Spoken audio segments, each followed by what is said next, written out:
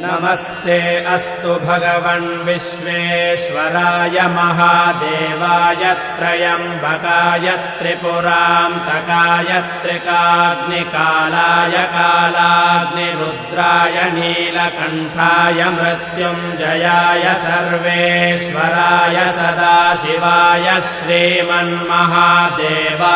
नमः। नमो हिरण्यबाहवे सेनान्ये दिशां च पतये नमो नमो वृक्षेभ्यो हरिकेशेभ्यः पशूनां पतये नमो नमः सस्पिञ्जराय द्विषीमते पथीनां पतये नमो नमो बभ्रुषाय विव्याधिनेन्नानां पतये नमो नमो हरिकेशाय योपवीतिने पुष्ट